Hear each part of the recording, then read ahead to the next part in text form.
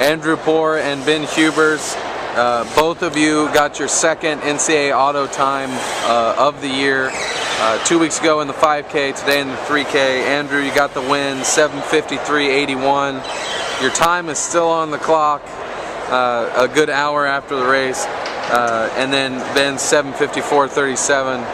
Andrew, how'd the race go?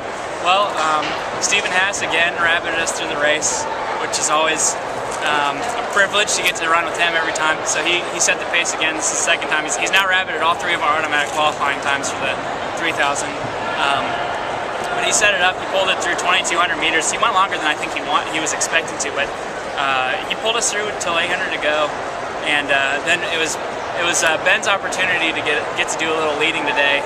And I was watching the time. I wasn't really too concerned about winning more as I was about the time. And when I came around, I think we had a minute and 35 seconds to finish the last 600. And we ran a 64 our next 400 meters. So I was really just focused on keeping the pace going, getting it down that last lap. I assumed he would go with me. And Ben's, I knew if I went around him, he was going to come. I think he just needed a spark, but I was just trying to get it going again. And I expected him to pass me, but I ended up getting the victory. So that was kind of cool. I don't get too many of them, but that was fun. It worked out really well, though. Everything went according to plan. We just went out there and executed the race plan. So now, Ben, he says that, but you know that he's got the revenge in his heart after you took the 5K 2 weeks ago. Listen, Kyle, second is not first. All right, you just need to remember that. So we got a little Ricky Bobby strategy here. Point that out. Yeah.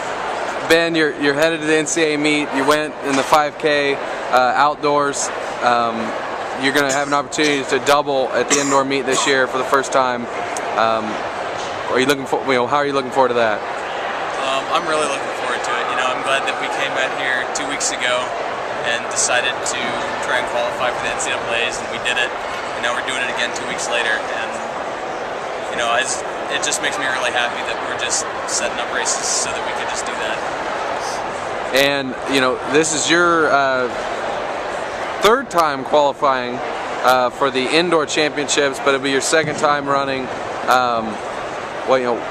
What is that experience? How does that help you into another indoor championships?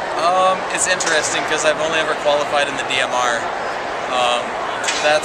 There's a little less pressure there because you're going in with teammates that can make up if you screw up a leg. But I'm just excited right now. I think having gone there, having been to national meets in the past, it takes the pressure off having to freak out and try to perform well. You just go in there and do what you need to do.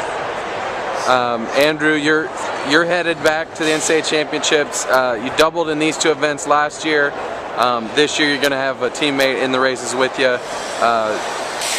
Last year in the 3K you had Andy Bayer with you, and you had a much better race. Do you feel like having Ben alongside you is going to help? Well, Ben and Andy, realistically, they're the of the three of us, they're the more talented ones, and I've been very lucky to have teammates like that since I've been here. That was the plan when I came here. I wanted to come be with people that were better than me, that would push me, and so I feel like I fed off a lot of Andy's performances, and the same thing here with Ben. And so I just hope that we continue to keep it rolling. Hopefully at nationals we can just have a good team performance. It'll be fun going to the last day, last event.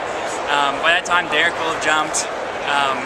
We'll have already run in the DMR. If Andy runs the mile, he'll have run the mile. If we'll have run the 5, hopefully we'll have a lot of points, and we'll be looking at a potential top 3 spot up there in the national podium. So going into the last day could be a lot of fun with the three of us. You never know too. Maybe you could get in there with in the 3K at last chance. We could see how that goes out because unfortunately he was sick today.